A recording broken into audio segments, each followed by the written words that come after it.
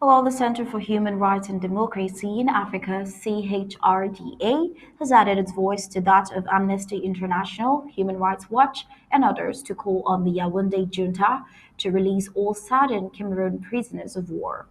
Barrister Felix Agbobale's Center for Human Rights and Democracy in Africa, whose initiative stands for Federation, landed with the notorious maximum security Kondegi prison in Yaoundé, from where he graduated as a moderate. One Cameroonian has called for the release of all Cameroon's Ambazonia prisoners of war incarcerated in the course of the 7 years ongoing Ambazonia armed conflict. The moderate lawyer added his voice to that of the Amnesty International, Human Rights Watch, and others whose clarion calls on genocidal and barbaric Yaoundé junta to seek a lasting solution to the armed conflict have all fallen on deaf ears. Amnesty International, Human Rights Watch, Doctors Without Borders, and journalists have suffered setbacks from the repressive Yaoundé government in their pursuit to reach out to war victims or even make proper reports.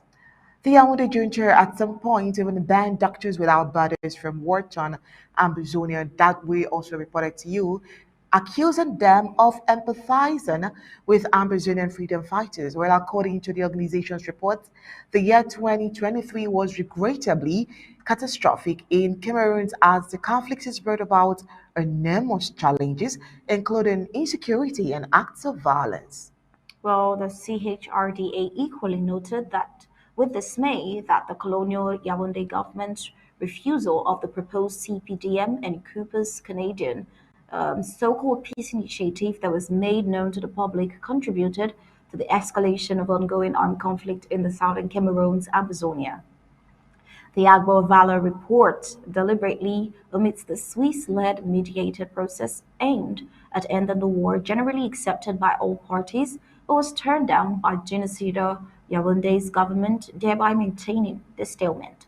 Now, this was a real opportunity for peace, but it's a shame that the repressive colonial government wasn't willing to take part in any Swiss-led process. The Yaoundé government, from every indication, seems to have the repressive military option because they refer to southern Cameroonians as dogs, rat, flies, which they captured as their slaves and as masters. Yaoundé doesn't see itself on the same table with slaves. The colonizer forgets that the dehumanizing language that they are using is extremely disturbing. It is a terrible way to talk about people you consider yours in that if they're not slaves, and it shows a complete disregard for human rights and dignity. It's also a troubling sign that the Yaoundé government still view the southern Cameroonians as equals or as people with legitimate grievances.